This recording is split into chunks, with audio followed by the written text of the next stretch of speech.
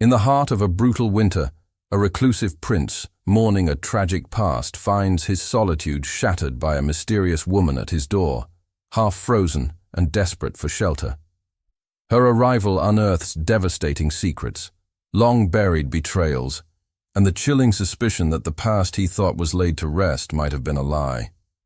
As truths unravel and danger closes in, the lonely prince must confront the darkness hidden in his own bloodline and risk everything to heal two wounded souls bound by heartbreak and betrayal. The wind howled across the slopes of the Sierra de Guadarrama like a beast caught between the peaks. Snow had been falling for hours, dense and blinding, covering every visible path, erasing even the smallest trace of human presence. The trees groaned beneath the weight of it, their limbs creaking, stripped of color and sound save for the violent hush of the blizzard. In the heart of the forest, where few dared wander in fair weather, let alone during a storm, stood a stone cabin, squat and narrow-shouldered against the white. Inside, Don Sebastián de Aragon sat alone before the fire. The flames sputtered in the grate, stoked but reluctant, casting orange light on the worn wooden floor and the uneven stones of the hearth. The cabin had been built by his grandfather generations ago, meant as a hunting retreat, though no gun or hound had entered in years. It was spare, a single chamber with a hearth, a cot, a pine-wood table, 2 chairs, and a narrow cabinet where the most essential provisions were stored. A heavy curtain hung along the rear wall, concealing a small alcove once used for storage. Now it remained untouched. Like most of the cabin, it carried the scent of dust and pine resin, soaked with years of silence. Sebastian leaned forward, resting his elbows on his knees, letting the heat of the fire press against his face. His clothes bore the damp chill of the mountain, despite the fire and the thick wool cloak draped over his shoulders. He had not spoken aloud since before the storm began. There was no one to speak to. By his own command, the estate staff had remained in Segovia. His guards, his stewards, even his personal secretary, all dismissed with clear instructions that he was not to be disturbed. Out here, isolation was both punishment and reprieve. His dark hair had grown longer than custom allowed, curling against his collar. A week's growth of beard shadowed his jaw, and his gray eyes, once described as cold by enemies and unreadable by friends, had taken on a sunken, haunted look. The silence suited him. It dulled thought, memory, regret. He had lost the taste for conversation, for company. The world beyond the mountains had nothing left to offer him. Then came the sound. At first, he thought it part of the wind, a crack or shift in the trees, but it came again, sharper this time. A knock, so faint it might have been imagined. He froze, his hand still on the poker in the fire. The knock repeated, slow and uncertain, as if from a hand too weak to insist.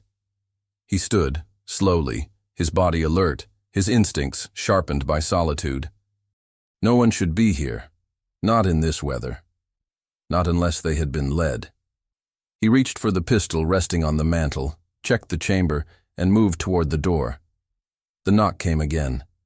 He paused just before the threshold, his breath shallow. Outside, the wind shrieked past the shutters, but within the narrow pause between gusts, he could hear a human breath, ragged, close. He unbolted the door and pulled it open. The wind rushed in first, biting and full of snow. For a moment he saw nothing but white, then she stood at the threshold, cloaked in frost, her face pale beneath a hood rimmed with snow. Her clothes were soaked, the thin wool gown clinging to her like a second skin, torn at the sleeves and hem. The snow had gathered along her shoulders, her lashes, her boots. Her eyes, dark and wide, locked onto his with a desperation that was eerily silent. She trembled, not with the fine shiver of cold, but with a full-bodied convulsion, as though her bones themselves resisted her will. Her lips parted, cracked and bluish. They barely shaped the words, "Por favor, abrigo." Sebastian did not move. He stared at her, half certain she was a trick of the storm. Her presence was too improbable, too surreal. How had she come here? There were no visible tracks behind her. No horse, no carriage, no signs of a path. And yet she stood there, barely upright, the cold stealing her strength with every breath. He stepped aside. She moved past him on unsteady legs, her boots leaving melted impressions on the floorboards. The heat of the fire met her halfway, but it was not enough. Her body sagged as she reached the hearth, her knees folding beneath her. She dropped to the floor in silence, one arm falling to her side, the other resting against the stone. Her breath came in harsh little gasps. He shut the door and bolted it. Only then did he approach her, cautiously, his pistol still resting loosely in his hand. He set it on the table within reach, then knelt beside her. He reached to pull away the heavy cloak she wore, soaked and stiff with ice. As he eased it from her shoulders, he saw the stain, dark and drying, just above her left side, seeping through the bodice of her gown. Blood. His hand hesitated, then moved to lift the edge of the fabric. The wound wasn't fresh. No longer bleeding, but still tender and raw, the skin around it purpling. It looked like an old laceration, long and jagged, the kind caused by something not sharpened, but torn, perhaps from a fall or a struggle. But what caught his attention most was the scar. High on her ribcage, barely visible in the firelight, was a thin crescent of raised flesh, an old mark, pale against her skin. Familiar, in a way he couldn't place. He was still staring when she stirred. Her eyes fluttered open, unfocused, and then fixed on him with startling clarity. Her hand shot out, fast and unsteady, wrapping around his wrist. Her grip was stronger than it should have been. "Where is your wife?" she whispered. The room fell into silence so complete that even the fire seemed to dim. The sound of the question hung in the air longer than it should have, suspended like frost on a pane of glass. Sebastian did not answer. Could not. He looked down at the woman's hand around his wrist, small, trembling, but holding with a will that defied her condition. Her fingers, cold as river stones, dug into his skin with surprising strength. She repeated nothing. Her eyes, though ringed by exhaustion, stayed locked with his. The flames in the hearth shifted behind them, casting restless shadows across the stone floor, throwing light and dark over her features, as if the fire itself were undecided about revealing her. Her breath came shallowly now, the edge of it catching like thread through a needle. Whatever reserves had allowed her to cross the storm were nearly gone. At last, she released him. Her hand fell limply against her side, and her eyes fluttered closed again. But Sebastian remained frozen beside her, pulse thudding in his ears, her question echoing with a sharpness that cut past the years. "Where is your wife?" He hadn't heard that word spoken aloud in this room in nearly 3 years. Not by servants, not by the priest, not by himself. Not even in thought, if he could help it. The name was a wound too old to bleed, and yet too deep to ever truly close. He reached for a woolen blanket draped over the back of the nearby chair and wrapped it tightly around her shoulders. Her clothes were sodden and frigid, clinging to her like second skin. He moved quickly, setting the pistol out of reach, but keeping it close enough that his instincts could rest. Then he poured broth from the pot above the fire into a pewter cup and brought it to her lips. "Drink," he said, his voice low and rough from disuse. She didn't respond, her body limp with exhaustion. He touched the cup gently to her mouth, and some part of her responded. Her lips parted slightly, and he tipped the cup slowly. The liquid touched her tongue. She swallowed, barely. Then again. He crouched beside her and stayed that way, holding the cup, watching her draw each sip like it cost her. Her skin was chalky, the hollows of her cheeks shadowed by fatigue and cold. The bruise across her temple had begun to darken into deep plum, disappearing into the edge of her damp hairline. "You'll freeze if you sleep like this," he muttered. Still, she said nothing. Eventually, she blinked up at him. The intensity in her eyes had not faded. It had merely settled beneath the surface, watchful, unrelenting. "Your name?" he asked, quiet but firm. "What is it?" Her lips moved. "Catalina." She gave no surname. He stared at her for a moment longer. The name stirred nothing familiar in him. But the way she spoke it, flat and unsentimental, without pride or apology, felt like a warning. The storm outside screamed again, rattling the shutters. Sebastian stood, stepping away from her as if proximity had become dangerous. He dragged the extra cot from the wall, placing it near the fire, then returned to her. She swayed as he helped her to her feet, her body like a reed bent by water, too fragile to hold its shape without support. He guided her to the cot and eased her down onto it. She hissed softly through her teeth at the pain in her side. The blood-stained bodice was still damp. He reached for the blanket again and wrapped it around her carefully. She exhaled, a sound between a sigh and a moan, and leaned back. "You'll need to change into something dry," he said. "I'll find a shirt." "No," she murmured. "Just warmth, for now." He turned away from her, returning the cup to the table, trying to ignore the sharp weight of her question. She hadn't asked it idly, and she had spoken it with the precision of someone who knew it would strike deep. He hadn't answered. Not aloud. But she hadn't asked again either. She watched him from the cot. Even in pain, even half frozen, there was calculation in her gaze. Not cruel, but sharp, like someone who had learned not to waste movement. He could see it in the set of her jaw, the stillness of her posture. "I'll need to see the wound," he said. She nodded faintly. "Later, when I can breathe." He said nothing else.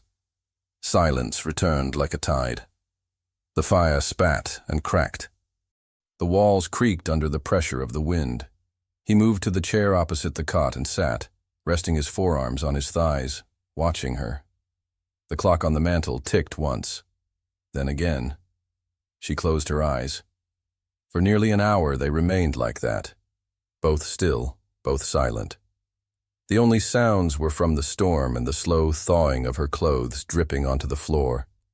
He should have questioned her further, demanded to know how she'd found this place, how she knew of his wife, had known her, he now realized. But something restrained him. A hesitation he didn't understand. Catalina did not sleep, though her breathing slowed. She did not speak. But when he stood to stir the fire, she turned her head slightly, following his movement. "You knew her," he said finally. Her gaze remained fixed on the fire. "She cried when she died," she said, as if speaking to the flames instead of him. Not from pain, from betrayal. He froze. The poker slipped slightly in his grip. He turned toward her.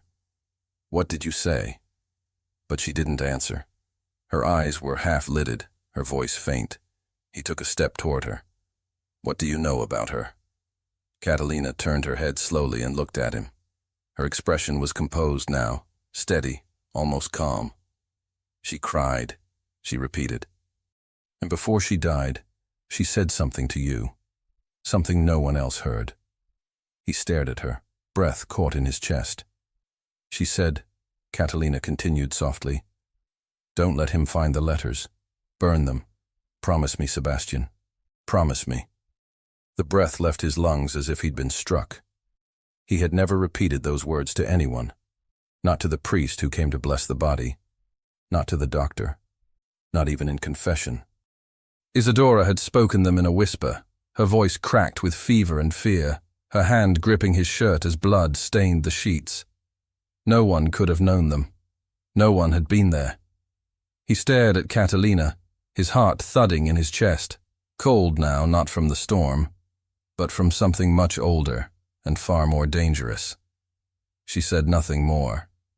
He stepped back from the cot, away from her, almost tripping over the chair behind him. He gripped the edge of the table, trying to steady himself. His mouth was dry. He had buried her. He had buried the past. But the woman in his cabin, the half-frozen stranger who called herself Catalina, had just opened the door to it.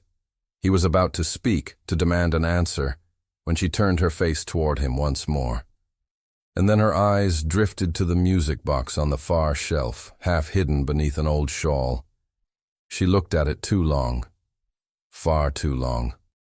The fire had burned down to red coals, casting a soft, steady glow that barely reached the corners of the cabin.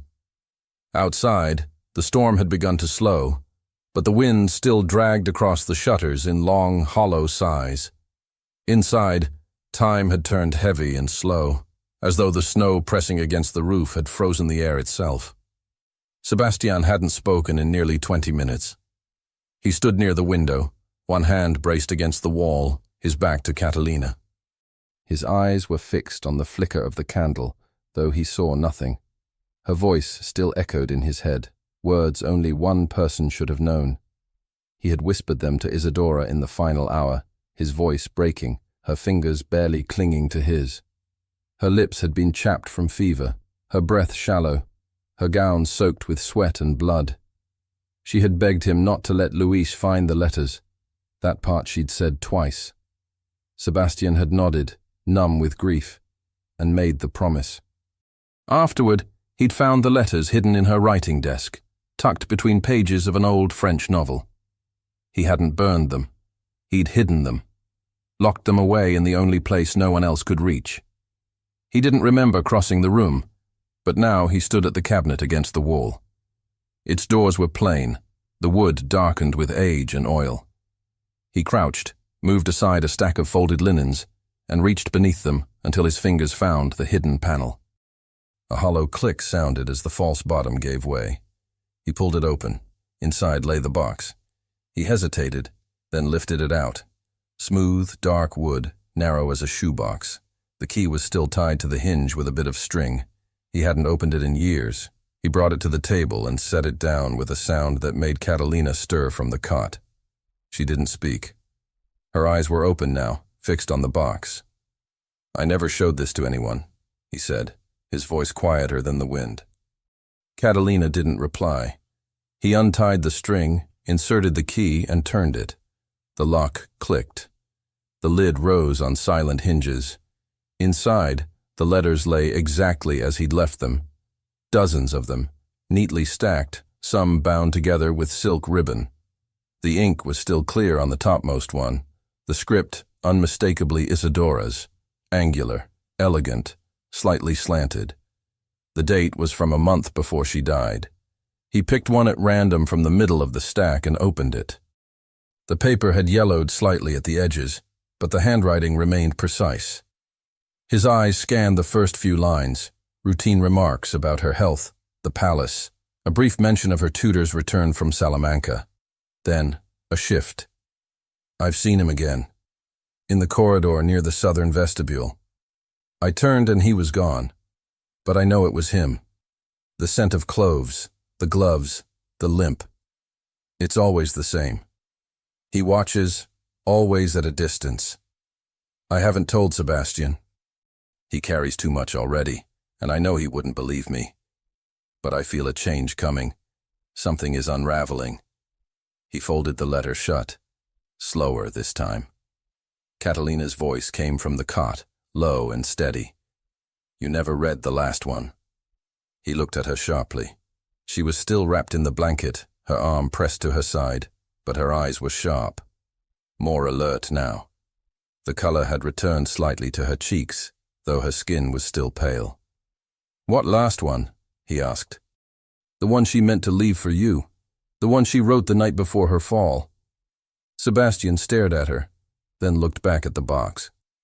He checked again, faster this time, sorting through the bundles, loosening the ribbon from the final group of letters. And there it was. A folded sheet, thinner, unsealed, its edges worn. The signature on the bottom made his breath catch. Isadora. He hadn't seen this one before, not among the others. Not even during the hours he'd spent reading them, seeking meaning, clues, answers she'd never offered in life. He unfolded it and read. It was different from the rest. No formal greeting, no careful language. The handwriting was rushed, the lines uneven. "He knows. I saw him. Not the shadow this time. not the scent or the gloves. I saw him. His face. He was standing in the garden. He saw me watching. He didn't hide. Sebastian's fingers clenched around the paper. I told Catalina everything. I wasn't supposed to. They made sure we were kept apart, but I remembered. She remembered too. I think they knew from the beginning. That's why they sent her away.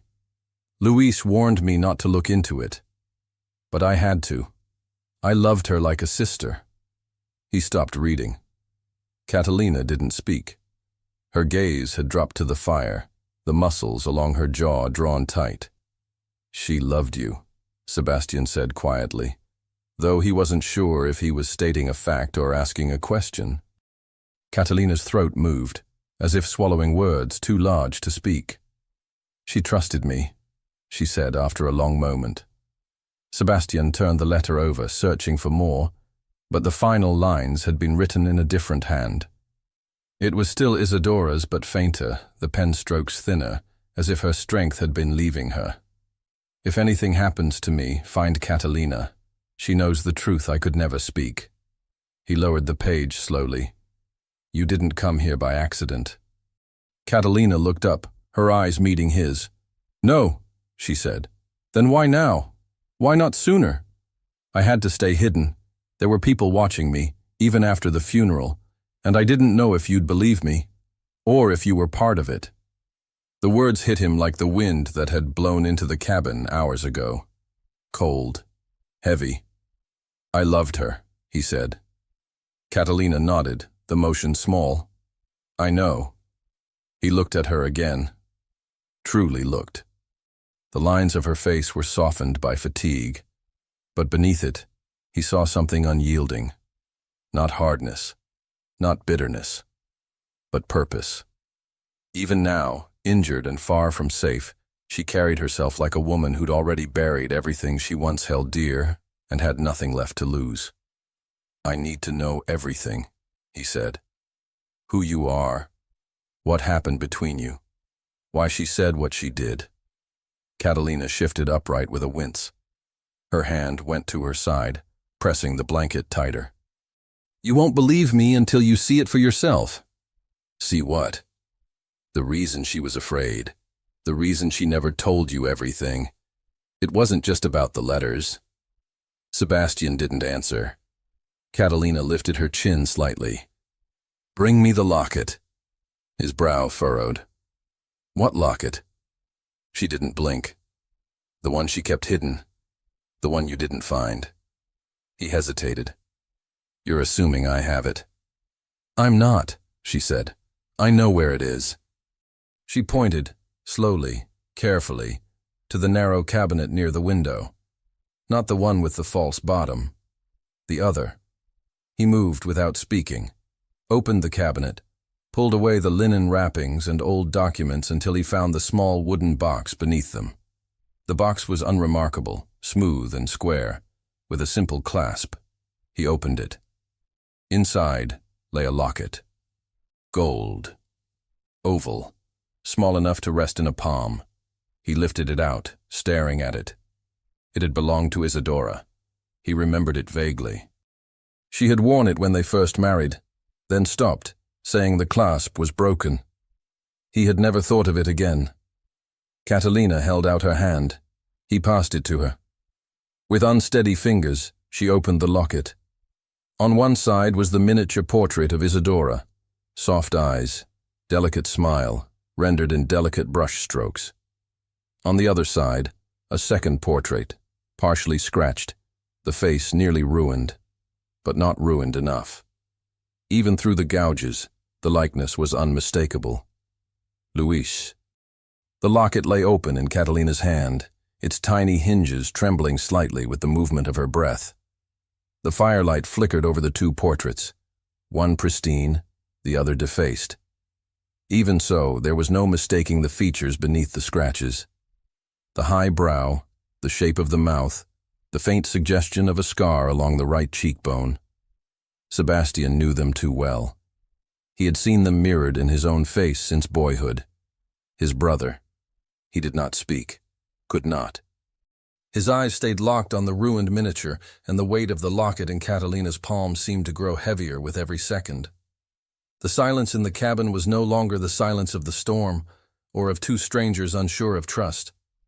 It was the quiet of reckoning, of something sacred breaking. Catalina's voice was quiet, but steady. She wore this close to her skin, every day, even after she stopped showing it. She told me she kept it hidden because it was dangerous. But I think she couldn't bear to destroy it. Sebastian drew a breath that didn't quite fill his lungs. "Why him?" he asked. Catalina's gaze didn't leave the portraits. Because she trusted him. Once. He turned away sharply, walking to the hearth and bracing his hands on the mantel. The stone beneath his palms was warm, but his skin felt cold. There had been suspicions after Isadora's death. Whispers. But nothing concrete. Nothing that had ever touched Luis, at least not directly. His elder brother had returned to Madrid weeks after the funeral, calm and composed, offering condolences, assuming responsibilities, and continuing his duties as though tragedy had merely brushed past the family rather than settled within it. Sebastian had never questioned him, not truly, because he'd needed to believe that something, anything, had remained untouched by betrayal. He turned slowly to face Catalina. "Tell me the truth. All of it." She looked at him with that same calm, composed expression. But her hands trembled slightly as she closed the locket and held it against her chest. "I knew Isadora before she married you. Years before. We met at a gathering in Valladolid. Both of us girls barely out of the convent. We were placed in adjoining houses for a season, and we became close." Her voice faltered slightly. "Closer than anyone thought proper. We kept it secret. For a time it was ours alone." Sebastian's heart pounded in his chest. He stayed silent.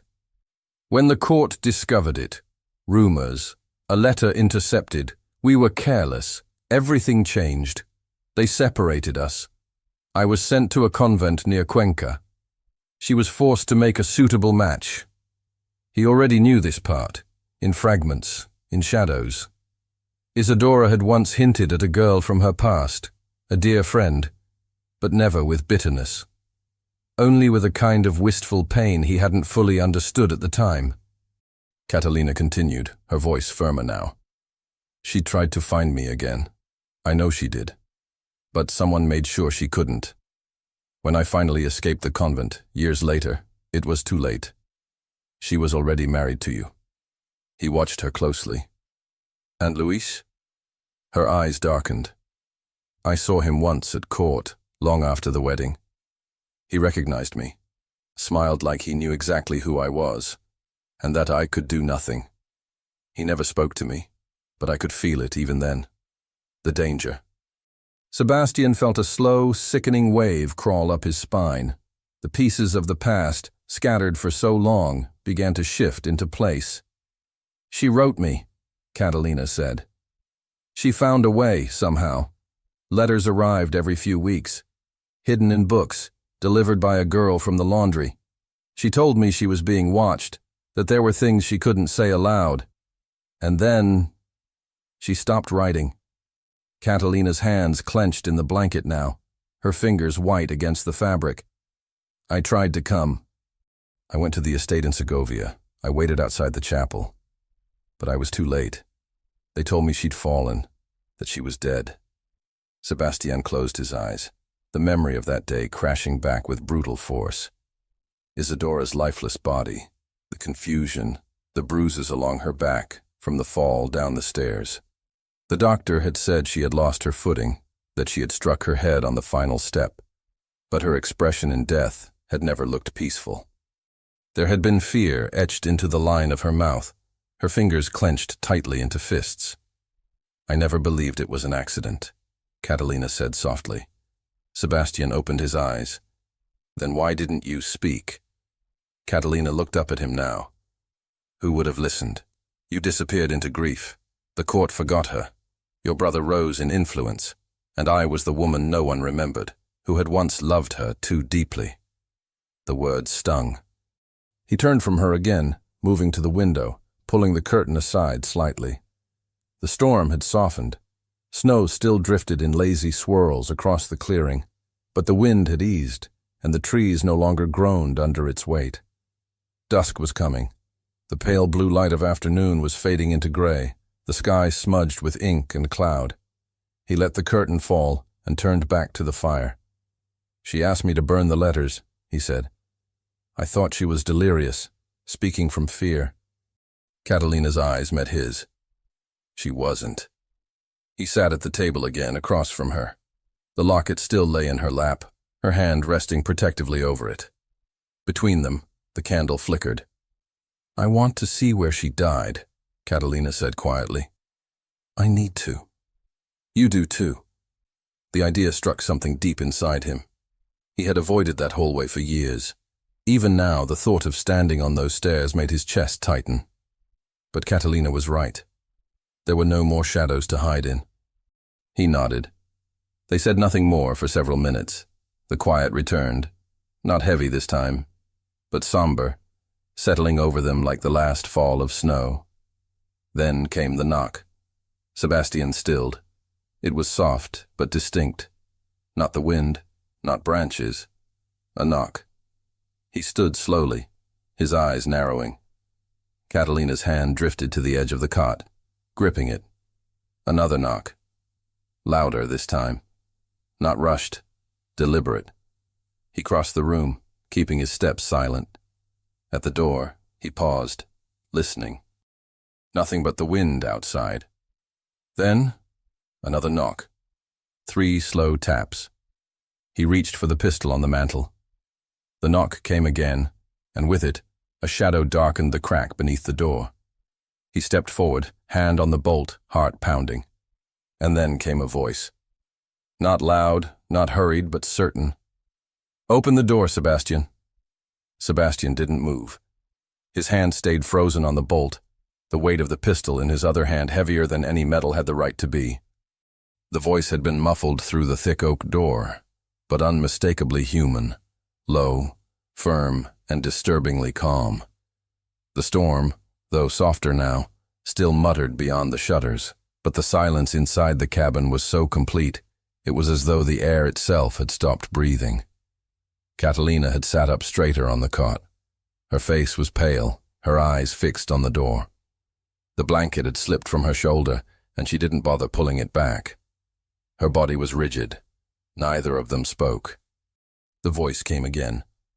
"I'm not here to harm you." It didn't matter. No one knew how to find this cabin. No one except... Sebastian kept his gaze locked on the thick wooden planks of the door, heart thudding in his chest. He'd lived long enough in the court to know the sound of veiled threats, and that voice didn't belong to a man lost in the snow. He gave a quick shake of his head to Catalina, a silent order to stay back. He unbolted the door carefully. The handle was ice-cold beneath his fingers. Then without a word he opened it a few inches, enough to peer through. A man stood in the snow, wrapped in a dark wool cloak, the hood drawn low over his brow. No horse, no carriage, no trail behind him. Just snow. And a silence far too complete for someone who had climbed into the mountains. The stranger did not step forward. He held something in his hand. A letter. Sebastian's eyes fell to the seal stamped into the thick vellum. The red wax was clean and fresh, pressed with a symbol he hadn't seen since he left Madrid. The royal crest. "Take it," the man said. "I'm only the messenger." Sebastian studied him closely, but the man's face remained obscured, his breath fogging in the cold. Slowly, he extended one hand and took the letter, keeping the pistol low but ready. The man turned at once, walking back into the storm without a word, his boots not making a sound on the snow-packed earth. Sebastian stepped into the doorway, watching. The man's figure began to dissolve into the white, vanishing between the trees like a shadow swallowed by the fog. He left no tracks behind. He stood there a moment longer, every hair on his body rising. Then he stepped back into the cabin and shut the door. The bolt slid into place with a dull thud. Catalina was already on her feet. "What is it?" she asked, her voice low. Sebastian looked down at the letter in his hand. His fingers curled around the edges, as though they already knew what waited inside. He crossed to the table, set the pistol aside, and broke the wax seal. The parchment unfolded stiffly. The handwriting was elegant and measured. He recognized it at once, though the writer hadn't signed his name. Sebastian, your presence is required in Madrid. This is not a request. You are to present yourself before the Crown to give account of your current residence, your holdings, and your state of mind following your extended absence from court. No delay will be tolerated. A single line at the bottom bore only the seal again. No signature. No indication of who had truly sent it. Catalina stepped closer. They know. He nodded slowly, barely hearing his own voice. Or suspect. She reached for the parchment, but he folded it before she could touch it. We leave at dawn, she said. Sebastian looked at her. Her cheeks were flushed from standing, and the wound at her side had reopened. He could see a dark blot spreading slowly beneath the fabric, but her spine remained straight, her eyes steady. You're not in any condition to ride, he said. I don't care. He hesitated. We'll need supplies, he murmured. Fuel for the road, food. The storm has softened. If we leave before noon tomorrow, we can reach the river by nightfall. I'll be ready. She turned from him and sat slowly, wincing as her body protested the movement. Sebastian stared at the closed letter in his hand, his jaw tightening. Who had sent it? Luis's reach had always been long, longer than Sebastian had ever acknowledged. He could have sent the message under the pretense of royal will, all without touching pen to paper himself. Or perhaps someone else had taken interest in the whispers circling the court, in the disappearance of a woman long thought dead, in the brother who had fled the palace after burying his wife and never returned. He crossed the room to the cabinet once more, retrieved the documents and the locket, and wrapped them in cloth before placing them into a leather satchel. Then he moved about the room with methodical energy, gathering provisions, dried meat, hard bread, sealed tins of broth, a flask of clean water, and a handful of coins from a tin near the hearth. By the time the sun had fully dipped below the mountains, the fire had been stoked high again, and the air inside the cabin had begun to lose its edge. Catalina had fallen asleep at last, though her brow was furrowed even in rest. Sebastian watched her for a long time. He remembered Isadora's face the night she'd died, how she'd looked past him toward the ceiling, as though seeing something he couldn't. Her hands had trembled, but her voice had been clear. Don't let him find the letters. Was it possible she'd known, truly known, that someone from within their own blood had betrayed her? Sebastian reached for the candle on the table and snuffed the flame with his fingers. The room darkened to the low amber of firelight. The night passed slowly. He didn't sleep. When he closed his eyes, he saw his brother's face, grinning behind a curtain of politeness and power.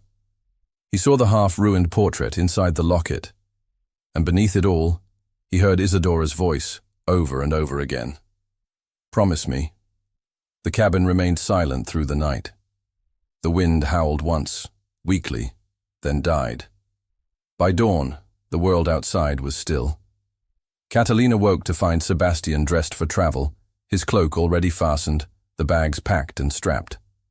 She rose with difficulty and dressed in silence, her movements slow but determined. By the time they stepped outside, the sun had just begun to pierce the pale sky. Mist clung low to the snow, curling around their boots. The horses, sheltered under the overhang, stamped nervously but remained calm. They mounted and turned south, the path through the trees half obscured by drifts. The forest watched them pass. They rode without speaking for over an hour. The trail narrowed, then widened again near a frozen stream. As they reached the edge of the clearing, Catalina pulled lightly on the reins. "What is that?" she whispered. Sebastian followed her gaze. Near the threshold of the forest, something had been left half buried in the snow. He dismounted and approached slowly. It was a ribbon, thin, silk, crimson, the color of dried blood. And beneath it, barely visible in the snow, was a dark stain still fresh. Sebastian crouched beside the ribbon, his gloved fingers brushing away the snow that had already begun to settle over it. The silk unfurled reluctantly beneath his touch, curling at the edges like something once warm, now forgotten. A streak of blood, darker than the cloth, clung stubbornly to the center, not frozen. Fresh. He looked up. The clearing around them was silent, white, unmarred except for their own tracks. The snow had fallen gently overnight, and nothing should have moved since. No other footprints disturbed the surface, no broken branches, no trail. But someone had left this here. Catalina remained mounted a few paces behind him, one hand resting over her injured side, her eyes fixed on the ribbon with the same expression she had worn the night she first spoke Isadora's name. Not fear, not disbelief. Something older, a kind of bone-deep recognition. He rose slowly, the ribbon clutched in his hand, and scanned the tree line. Pines stood still and sharp, their limbs heavy with snow. The stream behind them murmured beneath its thin veil of ice. The mountains rose behind, cold and pale against the morning sky. Nothing stirred. But they were being watched. He turned back to the horses. "We keep moving," he said. Catalina nodded once. No questions, no protests. She understood. They rode hard for the next hour, pushing through the forest at a pace that bordered on reckless. The snow made every turn uncertain. Branches clawed at their cloaks. Their mounts stumbled more than once, but neither rider slowed. The air was sharper as they descended, colder despite the sun. And always, Sebastian felt the weight of unseen eyes at his back. It wasn't until they reached the edge of a familiar bend in the river that they dared stop. Here, the terrain sloped gently toward the water, and the sun reached past the trees enough to warm the surface into a thin glimmer. The river was still mostly frozen, but a narrow channel had cracked open through the center, dark water slipping silently beneath. Sebastian dismounted first, tying the reins to a low branch. Catalina followed slowly, her legs stiff, her face pale. She leaned against the saddle, catching her breath. He approached her, his voice low. "The wound?" "It's closed," she said, though her jaw tightened with the lie. He opened one of the saddlebags and pulled out a flask, uncorking it and handing it to her. She drank without hesitation. When she handed it back, her hand brushed his, a small contact, but he felt it like a jolt of heat. Their eyes met. "We'll stop here long enough to rest the horses," he said. "Not longer." Catalina nodded and turned toward the riverbank, her gaze distant. Sebastian kept watch. He stood at the edge of the trail, eyes sweeping the path behind them, ears trained for the snap of a twig, the flutter of a bird's wings, the quiet rhythm of breath not their own. But nothing came. No movement, no sound. Still, his hand never strayed far from the pistol at his hip. Minutes passed. The sun rose higher. The light through the trees became thinner, casting long blades of gold across the snow. The air smelled of damp earth and pine, tinged faintly with smoke, though from where, he couldn't tell. Catalina sat on a flat stone near the water's edge, her cloak wrapped tightly around her. She hadn't spoken since the clearing. He watched her, his thoughts circling the image of the locket, the letters, the bloodied ribbon. Each detail sharpened another edge of the truth he had tried not to see. For so long, he had blamed grief itself for Isadora's unraveling. Had told himself that love could not always protect, that some wounds ran deeper than any vow. But now, he turned sharply at the sound of hooves. The horses were shifting, restless. One of them, Catalina's gray, stamped hard enough to send a puff of snow into the air. Sebastian stepped forward quickly, calming the animal with a low murmur. His eyes swept the woods again. Still nothing. Then Catalina stood. "There's something under the ice," she said. He turned to her, She was staring into the narrow channel of open water. She didn't blink. He crossed the snow to her side and followed her gaze. The river's current was slow, nearly still, but beneath the sheen of cracked ice, something dark drifted just out of reach. He crouched, leaning over the edge, and squinted. Cloth. He extended his gloved hand and reached into the water, the cold biting through layers of leather and wool. His fingers brushed against something soft, then caught on the edge of fabric. He pulled. The current resisted. He braced his knee on the frozen bank, gripped the fabric with both hands, and heaved. The sound of ice cracking echoed across the trees.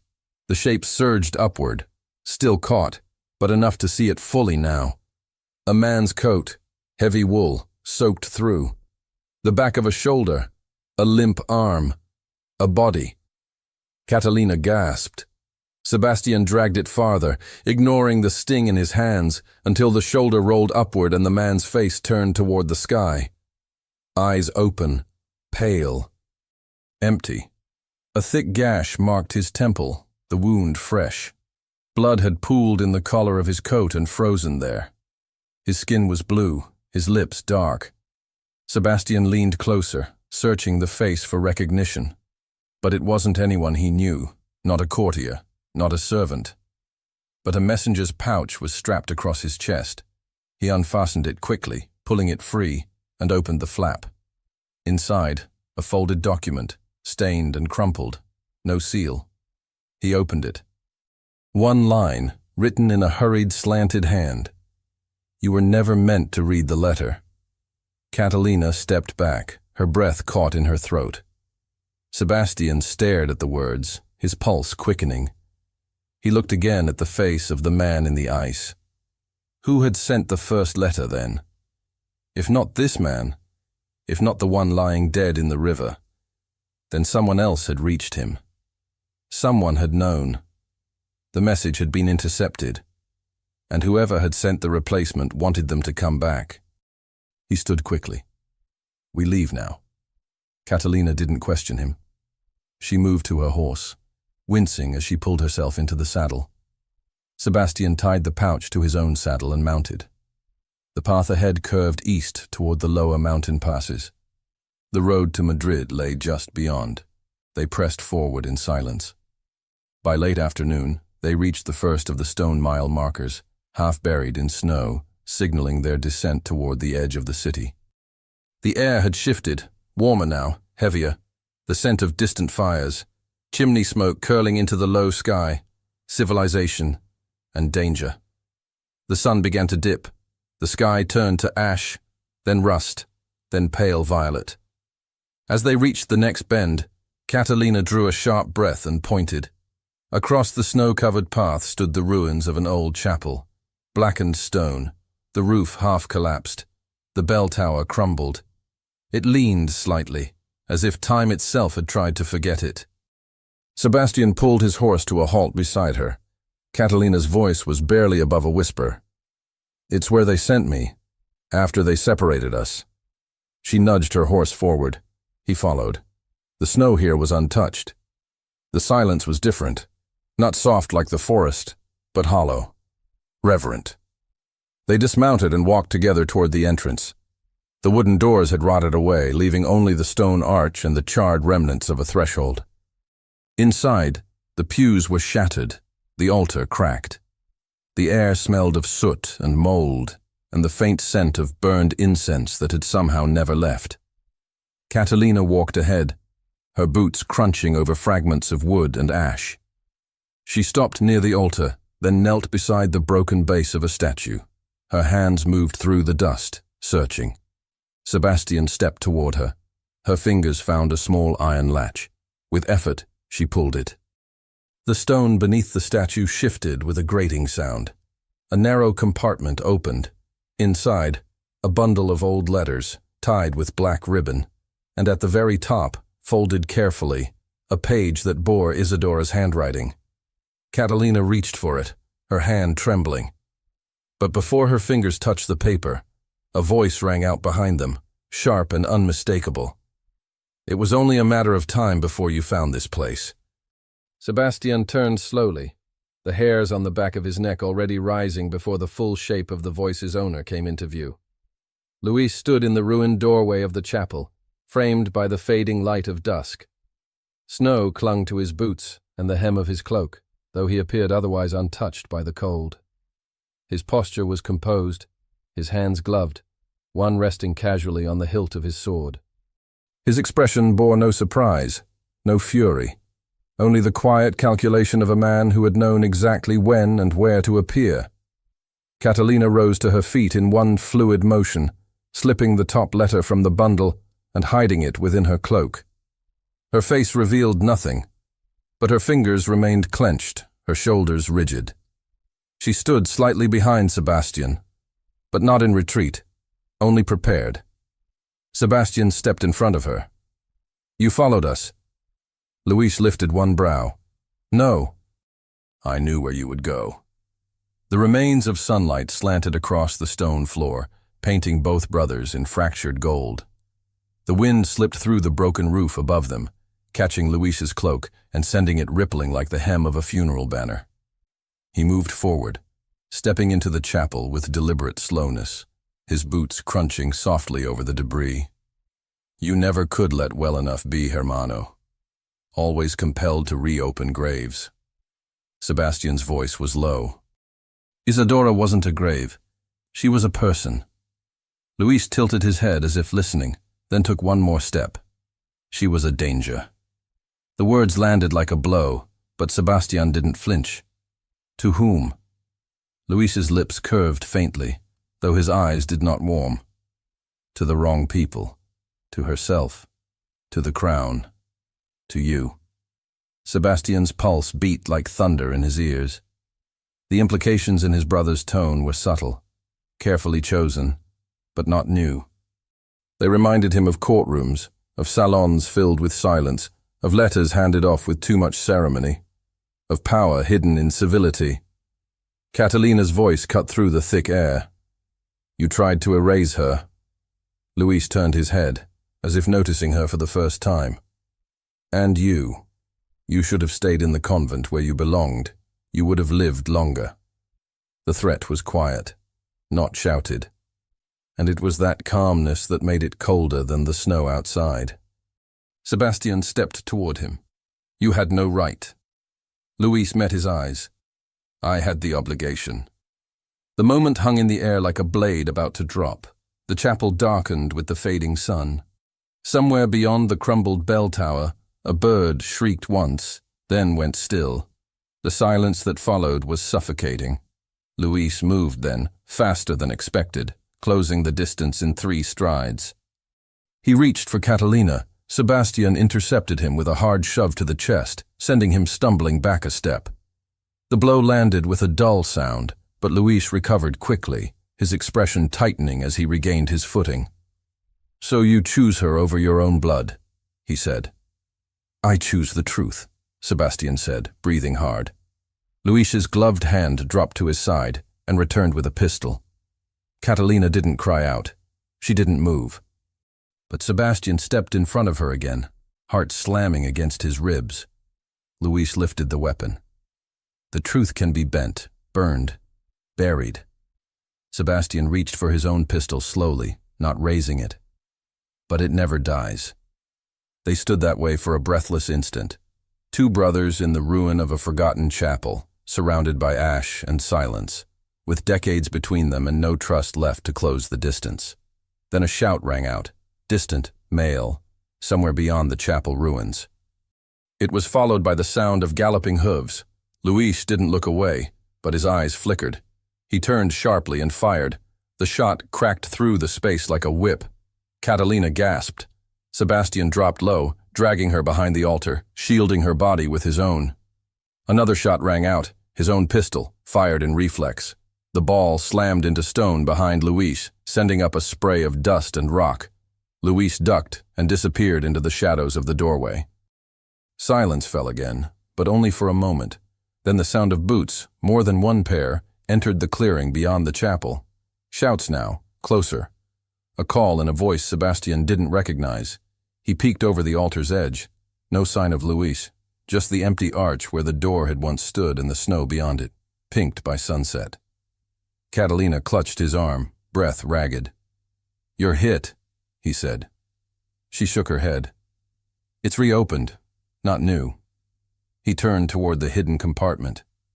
The bundle of letters was still there, untouched. He snatched it up and shoved it into his coat, then pulled Catalina to her feet. Her legs buckled for a moment, but he caught her. They stumbled through the nave, half running, past the shattered pews and out into the twilight. 4 riders entered the clearing from the opposite side. Men in cloaks, dark uniforms, armed. Sebastian recognized none of them, but they moved with the purposeful tension of those who knew they were not welcome. He reached for Catalina's arm, ready to pull her into the trees. But the man in front raised a hand, palm out. "Prince Sebastian de Aragon," he called. "You are summoned by the council, by royal command."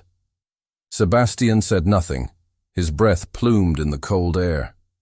The man lowered his voice, stepping closer. "This time, you cannot refuse."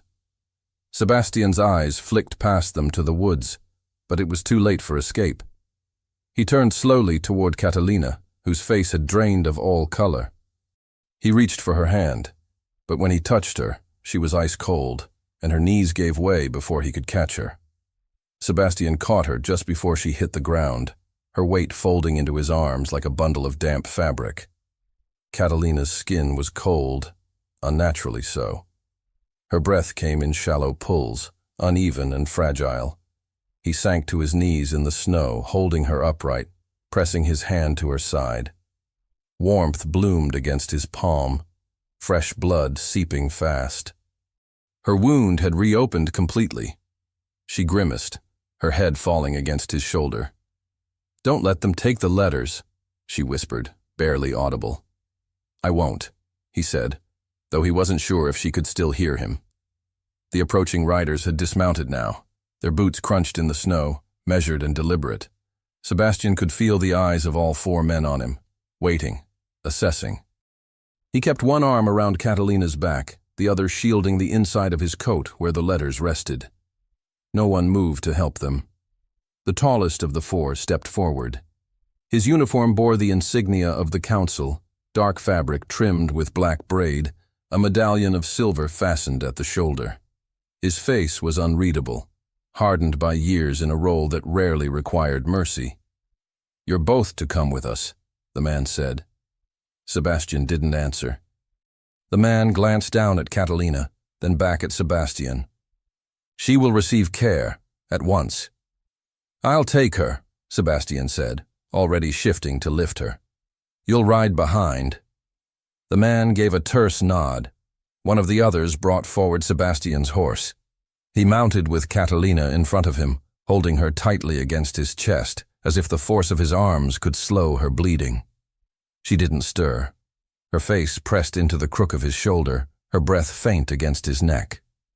They rode without delay, the 4 riders forming a loose perimeter around them as they moved south through the thinning trees. The road widened as they descended, the trail sloping toward the distant glimmer of Madrid. It was twilight now, the sky deepening to indigo, pierced by early stars. The city's outline grew larger with every mile, the clustered rooftops, the narrow towers, the rising smoke of evening hearths. Catalina stirred once as they approached the first outer walls, a faint sound catching in her throat. He leaned down. "We're nearly there." She didn't reply. The guards exchanged no words. They rode in practiced silence, guiding them through a side gate where no townspeople lingered. The air grew thicker here, more stagnant, laced with smoke and the scent of soot-covered stone. The streets narrowed and darkened, the buildings rising taller around them as they turned deeper into the old quarter.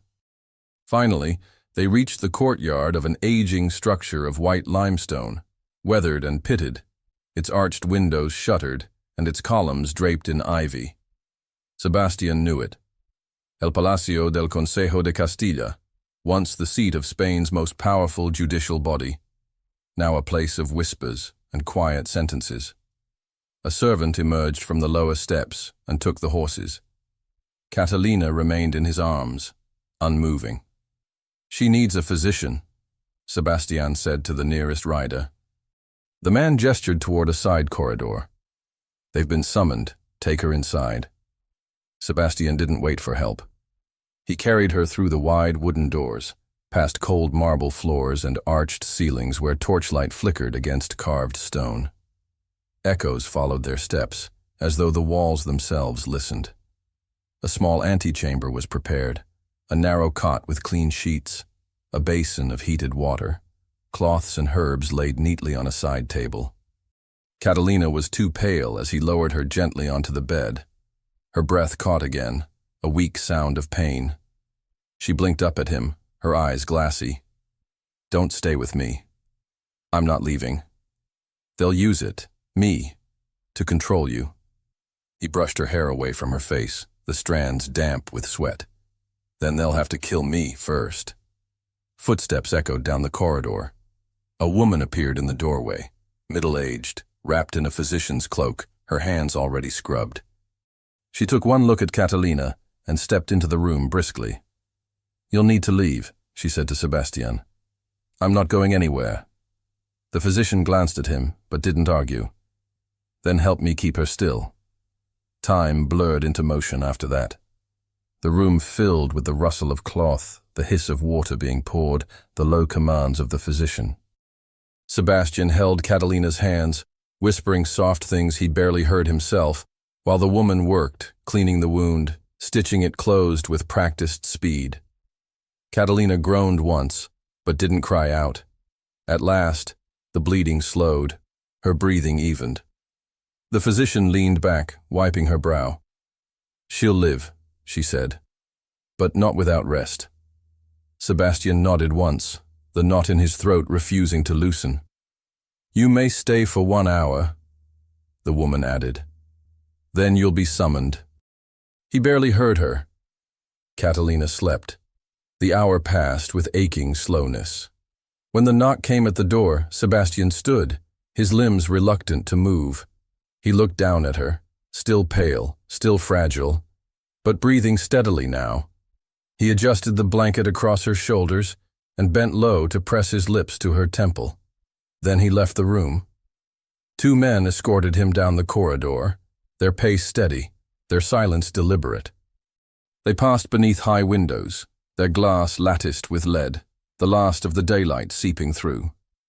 The hall curved to the right, then ended at a wide set of double doors. Inside was a chamber he hadn't seen in years. It had once been a council room, though now its grandeur was faded. The wooden benches were worn. The dais at the far end bore 3 chairs, each occupied by a judge robed in black. A long table stood in the center, cleared of all but a small oil lamp and a carafe of water. Sebastian was guided to stand before the table. No one spoke for a moment. Then the center judge, older than the others, with hair as white as parchment, cleared his throat. "Don Sebastian de Aragon," he began, "you have returned under unusual circumstances." "I came when summoned," Sebastian said. "You delayed your return to court for nearly 3 years. I had my reasons." The judge tapped a long finger against the table. "Your brother Luis de Aragon informed us of your condition, your retreat, your grief, and your refusal to resume your duties." Sebastian said nothing. "And yet here you are, with a wounded woman, a woman thought dead." The tension in the room pulsed like a held breath. "Her name," Sebastian said, "is Catalina. She was my wife's dearest friend. She has proof that Isadora's death was no accident." The leftmost judge, younger, leaned forward slightly. "You claim your wife was murdered?" "I do." The center judge raised a brow. "And you accuse your brother of complicity?" Sebastian met his gaze. "Not complicity, responsibility." A murmur passed between the judges. "We have seen the letters recovered from the chapel," said the third judge, a woman with a voice like paper folding. "They implicate several members of the court, including your brother. Are you prepared to stand by them under oath?" "I am. Even if it means the end of your title, your holdings. I don't care about those things. The elder judge's voice softened. Then what do you care about? Sebastian didn't hesitate. Justice. For her. For Isadora. Silence followed his words. Then the eldest judge leaned forward. Then you must answer, on the record, this final question. Sebastian straightened. The judge's voice was clear, deliberate. Are you prepared to testify under oath that your brother lied to the crown? Sebastian's voice did not tremble. I am prepared. The words landed softly in the chamber, but their weight was undeniable. For a heartbeat, no one moved. Even the three judges, cloaked in authority and practiced restraint, did not hide their surprise at the ease with which he spoke. The eldest judge leaned back in his chair, the candlelight catching on the edge of his signet ring. He did not nod, did not offer any approval, but something in the set of his features shifted, an acknowledgement of the seriousness in Sebastian's tone. This was not a man wielding accusation for ambition or vengeance. This was a man with nothing left to lose. The remaining proceedings moved forward with measured formality. Questions were asked, answers given. Sebastian recounted what he could, his wife's final moments, the letters Isadora had left behind, Catalina's reappearance and the locket, the message pulled from the frozen river, and Luis's sudden arrival at the ruined chapel. The judges listened, silent, never interrupting, not even when the tension in the room thickened like humidity before a storm. The letter from Isadora, found among the ashes beneath the altar, was read aloud. Her handwriting wavered across the page, lines of fear and resignation. I know who watches me now. I have seen his face, and I will never be able to unsee it. If this letter reaches your hands, Sebastian, know that I loved you. But I was not strong enough to tell you while I lived. Catalina's name appeared several times, mentioned with tenderness, with trust, with hope that one day truth might find its way into light. Sebastian kept his gaze steady throughout the reading, even when the pain in his chest threatened to rise like a tide and drown him where he stood. When the judges finally adjourned, it was past midnight. The flames in the wall sconces had grown low, flickering in their sconces like tired sentinels. He was led not to a prison cell or a guarded room, but to a private chamber on the upper floor, a modest, clean space with a narrow bed and a small table. A carafe of water had been left near the window, along with bread and a basin for washing. He did not eat. He stood by the narrow window, hands braced on the sill, looking down at the courtyard where the moonlight softened the stones and cloaked the world in silver. The city lay beyond the gates, quieter than he remembered. There had been a time, long ago, when he had walked those streets with Isadora beside him, her gloved hand tucked into his, laughter slipping like pearls between them. He remembered the way her veil had blown sideways in the wind that first spring together, and how he had lifted it just to see her eyes better. Now all he had were echoes, and one woman, still alive, who had risked everything to bring those echoes to the surface again. At dawn, a knock at the door broke the stillness. He opened it to find a court attendant waiting, a young man with cautious eyes and a rolled document in his hand. "You are summoned," the man said. "The council has reached its decision." Sebastian followed without a word, his boots silent on the marble floors. They passed through the same halls, now washed in early morning light. When they entered the chamber, the judges were already seated. This time, a fourth chair had been placed beside the table. A physician stood near it, hands folded. And in the chair, wrapped in layers of wool and a cloak too large for her frame, sat Catalina. She looked impossibly pale, but her eyes found him immediately. He crossed the room and sat beside her.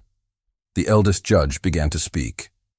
"Prince Sebastián de Aragon, Lady Catalina de los Ríos, the evidence presented to this council has been weighed carefully. The letters of the late Princess Isadora, the testimonial of the witness, the intercepted message, and the confrontation at the chapel. Each has been considered." He paused, letting the room absorb his words. "This chamber cannot rule over matters of the soul, nor undo what time has already taken. but it can recognize when the laws of the crown have been broken, and when the power of noblemen has been wielded with dishonor. Catalina's fingers brushed against Sebastian's under the table. Your brother Don Luis de Aragon has been summoned. He will face a separate inquiry before the higher tribunal. His political duties have been suspended until further notice. Sebastian's chest rose with a slow breath, measured but deep. It was not justice, not fully, but it was more than silence. The judge continued, As for you, Prince Sebastian, you are to remain outside of courtly affairs until the conclusion of the investigation. This is not a punishment. It is a preservation of truth and of peace. Sebastian nodded once. Understood. The judge turned to Catalina. Lady Catalina de los Rios, you are hereby cleared of all suspicion. Your disappearance will not be pursued. Your testimony has not only aided this inquiry, but has also shed light on the mishandling of several matters once thought resolved. Catalina lowered her gaze slightly, her mouth pressed into a line that trembled faintly. The judges rose. The verdict had been spoken. They left the room one by one, their robes sweeping quietly over the stones.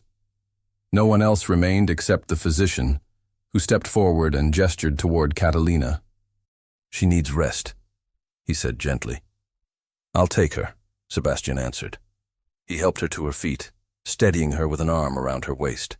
Her weight leaned into him, not fully, but enough to let him know that she trusted him to carry what she couldn't, at least for now. They walked through the quiet corridors side by side. No guards followed. No officials waited. Once outside, the air was clear, the morning sharp with sunlight. A carriage had been prepared, one of the old royal ones. Catalina hesitated at its steps. Not this, she whispered. No more walls. I want to see the sky. He glanced at the driver. Horses, too. Within minutes, 2 mounts had been brought forth. Catalina's gray stood among them. She touched its neck as if recognizing an old friend. The other was Sebastian's black stallion, restless as always, its breath rising in clouds. They rode slowly through the city. Shutters opened as they passed, early shopkeepers sweeping the stone steps, children peeking out from behind skirts, pausing their games to watch 2 strangers glide past on horseback. No one recognized them. The city had already begun its next chapter. They stopped in front of a narrow building, modest, with a faded green door and a second-floor balcony overlooking the street. Catalina looked at it a long moment before speaking. This is where I want to stay. Sebastian dismounted first, then helped her down carefully. You don't need to go back into hiding, he said. I'm not hiding, she replied. I'm living. He walked her to the door. Inside, a woman waited, a midwife perhaps, or an old friend.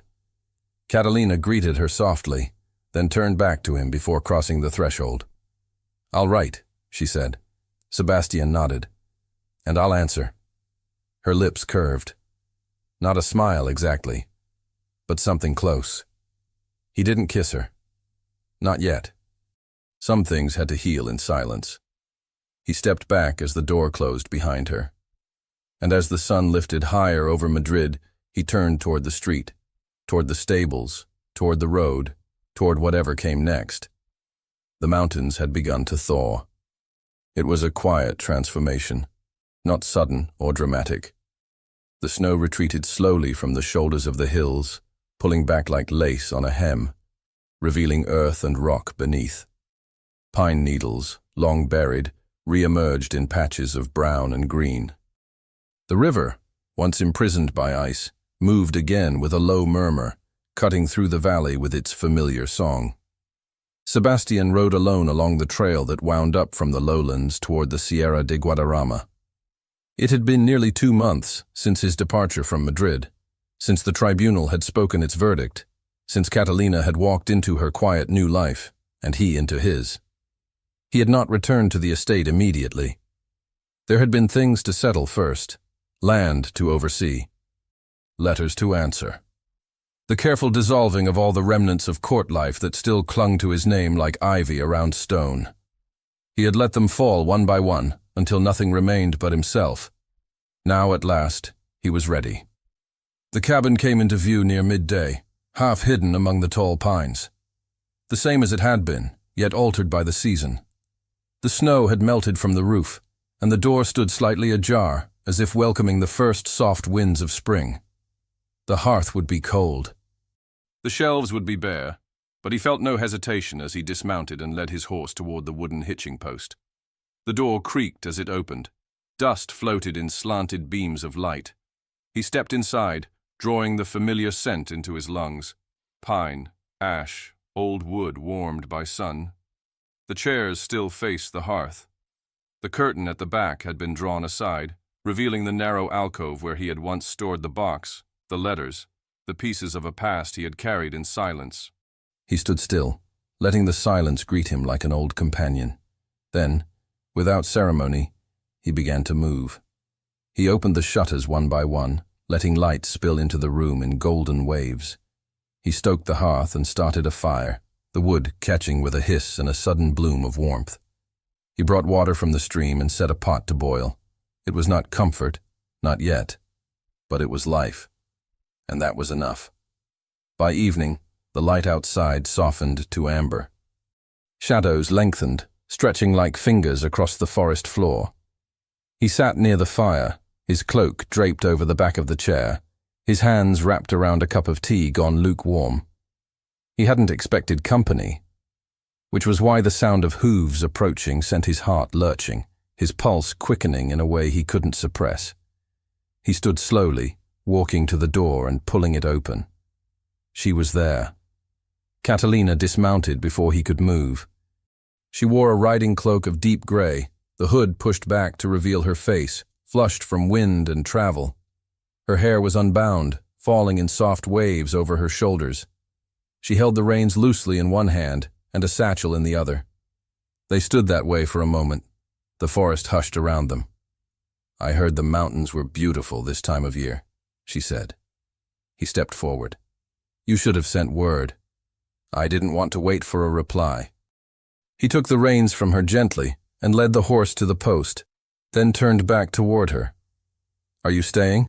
he asked. Her smile was quiet. "If you want me to." He nodded once, not trusting himself to speak. Inside the cabin, the fire crackled louder now. She walked in ahead of him, setting the satchel down beside the table, peeling off her gloves with unhurried movements.